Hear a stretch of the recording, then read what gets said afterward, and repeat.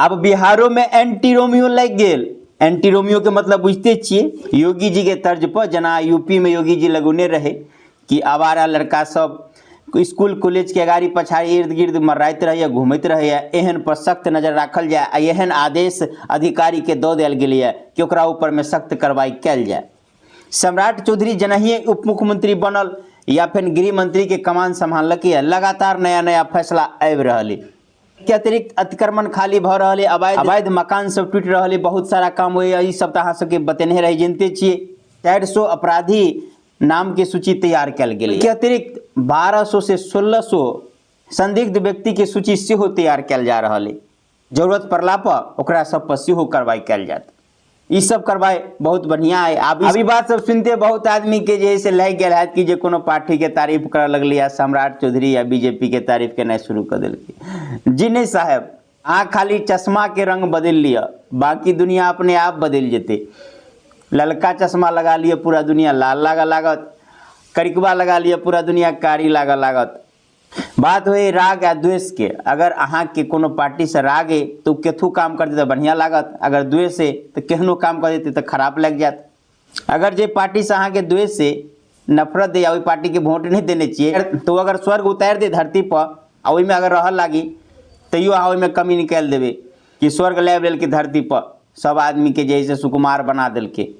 पहले वाला बात रहले, पहले लोग में केते ताकत रहे चले, केते पावर रहे चले, अभी स्वर्ग में रहते रहते सब कमजोर भ गए, एकदम लच्चर भ गए। कहे के मतलब कि नजर बदला के देरी है, नजर बदलते नजारा बदल जाए। लेकिन हाँ, अहाँ सब परेशान नहीं हो, खाली हम एक पक्ष पर नहीं दोनों पक्ष पर बात कर जा रहा छी। जी सम्राट चौधरी जी, अहाँ फटाफट जे से फैसला ली छी, सख्त कार्रवाई कर रहा छी, से सब तो बहुत बढ़िया बात है।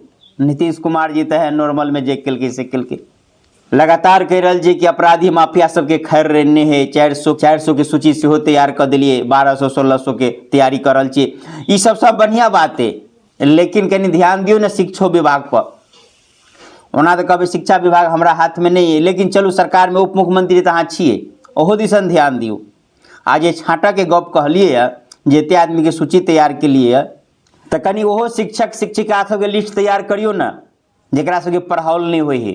मास्टर मास्टरनी सबके जे खाली टांग हिलवे ले जाइए, झूठो के तनख्वाह ल रहा है। हमारा हिसाब से अगर सरिया का जांच करियो तो 50% में अधिकांश महिला में तो हमारा बुझाए 75% के छाँटल जबाक चाहिए, आप पुरुषों में छाँटल जबाक चाहिए। अगर सरिया के सख्ती से जांच कल जाए तो जतेक शिक्षक शिक्षिका वर्तमान में तनख्वाह उठा रहे आ काम नहीं कर रहे, आ धिया पुता सबके पहलो क्लास के विद्यार्थी हो चाहे कोनो क्लास के विद्यार्थी हो, बिना ट्यूशन आ कोचिंग के नहीं पढ़ रहे, तो आधा से अधिक के छटाई भ जात अगर ईमानदारी से ओकर छटनी कल जाता।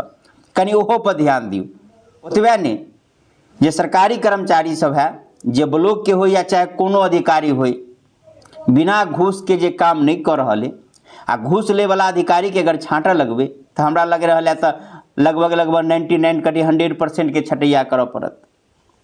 आ कहियो दियो कि 1 करोड़ के कहिए रहा कि नौकरी देवे, लबका सबके धो दियो, लेकिन एना नहीं कर पड़ती। देखिए घर में कहावत है कि धर्म अधर्म जैसे देखा देखी हो, बढ़िया काम केला देखा देखी, वो दूसरो बढ़िया केला खराब देखा देखी घूसो लेल जा रहा है। एकटा देखे कि नारी लड़ रही तो हम केला नहीं लू, चाहे वो कोनो अधिकारी हो, घूस ले तो धरे ले तखन के ओकर पूरा सफाई का नौकरी खत्म हो जाए चाहिए, कनी दिन के लेल नहीं। आ केतेक पाई तनख्वाह में लेने है वो पूरा वसूल के ओकरा से लेबाक चाहिए, जरूरत पड़े तो ओकरा जेल में सेहो देबाक चाहिए। अगर एहन सख्त कार्रवाई होए 2 4 5 10 गो पर तो देख के बाकी लोग खौफ खेती, लेकिन एहन तो होइए नहीं।